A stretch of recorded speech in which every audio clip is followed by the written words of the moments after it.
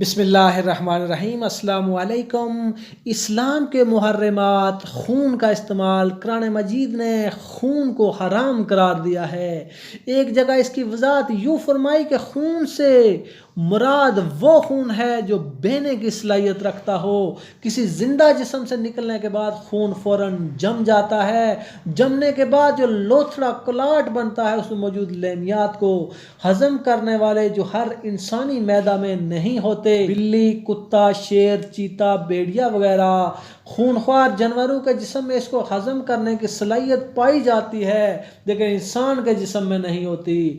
اس لیے اگر کوئی انسان خون پیے گا تو خون اس کے معدے میں جا کر جم کر وہاں ہضم کرنے والے جوہروں کو بھی ناکارہ کر دے گا۔ اس طرح خون نہ صرف یہ کہ خود ہضم نہ ہوگا بلکہ اپنے بعد آنے والی غذا کو بھی ناقابل ہضم بنا دیتا ہے۔ نظام کو کچھ عرصے کے لیے خراب کرنے کے بعد جسم آخرکار خون کو باہر نکال دیتا ہے۔ عین ممکن ہے کہ اس عمل کے دوران کولنج کی شکایت بھی پیدا ہو جائے۔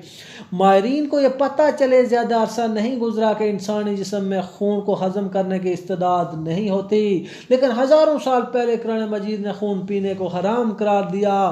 بلکہ اس ضمن میں فنی اہمیت کا مسئلہ یہ ہے کہ جس جانور کا خون اس کے جسم میں موجود رہے اس کا گوشت جلد خراب ہو جاتا ہے اور اس میں کیمیاوی زہریں پیدا ہو جاتی ہیں، کیونکہ خون جراثیم کے پھیلاؤ کے لیے بہترین ذریعہ ہے۔ لیبارٹریوں میں جب کسی مریض کی پیپ ٹیسٹ کرتے ہیں تو اسے خون سے تیار کردہ ایک مرکب میں ڈال دیتے ہیں۔ پیپ کے جراثیم ایک ہی دن میں کروڑوں کی تعداد میں بڑھ جاتے ہیں۔ جب ان کی تعداد زیادہ ہوتی ہے تو ان کی نہ صرف شناخت آسان ہو جاتی ہے بلکہ ان پر مختلف دوائیاں ڈال کر دیکھا جا سکتا ہے کہ وہ کس سے مرتے ہیں۔ اس طرح بیماری کا باعث پتہ چلنے کے ساتھ ساتھ علاج بھی معلوم ہو جاتا ہے۔